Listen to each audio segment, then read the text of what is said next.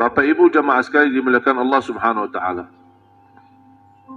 Apalagi di subuh hari kita melaksanakan baca Quran. Mulailah harimu dengan baca Quran. Tutupi harimu dengan baca Al-Quran. Mulai harimu dengan membaca Al-Quran seperti Nabi Muhammad sallallahu alaihi wasallam. Rasulullah SAW begitu bangun tidur suka membaca 10 ayat terakhir daripada surah Ali Imran. Sama ayat yang tadi saya baca di dalam salat subuh. Kenapa saya baca? Karena pas tadi bangun tidur menuju ke sini saya lupa. Saya baca. Makanya pas saya salat, saya ingat. Kebiasaan Rasulullah SAW saya lupa lakukan, makanya saya bacakan di dalam salat. Untuk menjalani kebiasaan Nabi Muhammad sallallahu alaihi wasallam. Begitu bangun tidur di subuh hari membaca ayat 10 ayat terakhir daripada surah Ali Imran, surah yang ketiga. Inna fi khalqis samawati wal ard wa ikhtilafil laili wan nahar la ayatin li ulil albab alladhina yadhkuruna Allah qiyaman wa qu'udan wa ala junubihim wa yatafakkaruna fi khalqis samawati wal ard ربنا ما خلقت هذا باطلا سبحانك فقنا عذاب النار. Mulai dari ayat 199 sampai ayat terakhir.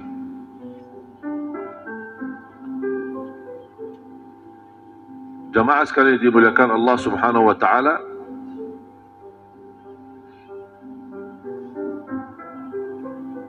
sepuluh ayat yang dibacakan terakhir daripada surah Ali Imran oleh Rasulullah SAW dari 189 sampai terakhir itu merupakan keberkahan yang luar biasa. Apalagi kalau bisa dihayati dan dimaknai isi daripada surah Ali Imran, khususnya 10 ayat terakhir. Bapak Ibu jamaah sekalian dimuliakan Allah Subhanahu wa taala. Salah satu karunia di subuh hari adalah kita bisa bersalat, salat berjamaah. Dan Rasulullah SAW bersabda, "Man shalla al-fajr fi jama'ah fahuwa fi dhimmatillah." Barang siapa yang salat subuh berjamaah, dia masuk dalam lindungan Allah. Selamat dari kecelakaan, selamat dari keburukan, selamat dari bahaya, selamat dari godaan syaitan, selamat dari godaan jin, dan selalu dalam lindungan Allah Subhanahu wa taala. Hanya syaratnya melaksanakan salat subuh berjamaah. Bahkan berita gembira dari Rasulullah sallallahu alaihi wasallam, "Basyirul masya'ina fi adh-dhulami ila al-masajid bin nuri tam yaum al-qiyamah." Berilah berita gembira bagi orang yang suka datang ke masjid di saat gelap. Kira-kira subuh itu masih gelap? Masih gelap kan? Tapi kita berkenan meninggalkan rumah dan datang ke masjid. Kata Rasulullah SAW, berilah berita gembira bagi orang-orang yang suka datang di saat gelap ke masjid untuk melaksanakan salat. Akan Allah ganti dengan cahaya yang sempurna di hari kiamat. Dan ahli subuh yang mencintai subuh, yang mencintai salat subuh, pasti dijamin dia selamat dari kematian buruk dan kematian mendadak, dan dijamin insya-Allah husnul khatimah. Keberkahannya luar biasa salat subuh. Kenapa begitu luar biasa berkahnya? Karena salat subuh itu menjadi salat yang cukup berat, bahkan paling berat bagi orang munafik. Athqalus salati 'alal munafiqin salatul fajr. Salat yang paling berat bagi orang munafik salat subuh. Berat. Untuk bangun, tempat tidur yang hangat, suasana yang sedang dingin dan segar anginnya, tapi kita mau datang ke masjid berlangkah-langkah gelap lagi. Ini membutuhkan tenaga yang luar biasa, membutuhkan tekad yang luar biasa, membutuhkan kemauan ketinggian yang luar biasa. Dan itu pun tidak bisa kalau bukan karena kesempurnaan iman. Kalau tidak ada iman, malas. Buat apa bangun? Syukur-syukur kalau bisa bangun salat di rumah. Makanya jamaah sekalian, bahagialah bisa melaksanakan salat subuh berjamaah di masjid, mendapatkan berita gembira dari Rasulullah SAW, akan Allah ganti dengan cahaya yang sempurna, dan langkah-langkahmu bulan pergi, bukan hanya datang, tapi pulangnya juga dihitung. Satu langkah, satu darajat. Satu langkah, satu kebaikan. Satu langkah menghapuskan dosa. Bapak Ibu jamaah sekalian dimuliakan Allah Subhanahu wa taala. Alhamdulillah, kami terus memperjalankan safari dakwah roadshow di Jawa Tengah dan Jawa Timur. Dan insyaAllah perjalanan dakwah kami ini terus sampai Hari Raya Idul Adha. Dan tahun ini kami milih Jawa Tengah dan Jawa Timur untuk menjalani aktivitas safari dakwah. Inti dan target, harapan, tujuan daripada safari dakwah mewujudkan kita bersama, mewujudkan dan mencetak 1 juta penghafal Al-Quran untuk Indonesia. Alhamdulillah, program kami ini sudah jalan, bukan baru mau jalan. Sudah jalan 3 tahun yang lalu. Bahkan sebelumnya, tapi secara resmi sudah diaktifkan 3 tahun yang lalu. Alhamdulillah bisa menghasilkan banyak penghafal Al-Quran. Termasuk sebagian daripada perjuangan kami adalah acara Hafiz Indonesia. Pasti saya yakin Bapak Ibu suka melihat acara Hafiz Indonesia.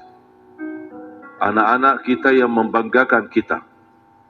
Anak-anak di bawah 10 tahun tapi penghafal Al-Quran. Walaupun sayang sekali Bapak Ibu menonton acara Hafiz Indonesia, acara yang sudah jadi, sudah matang, sudah masuk ke TV atau bisa melihat di layar TV.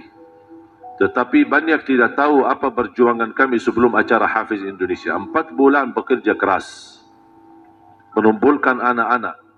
Yang tampil di acara Hafiz Indonesia cuma 20 orang. Dan itulah yang terbaik dari jumlah lebih dari 400 peserta Hafiz Indonesia.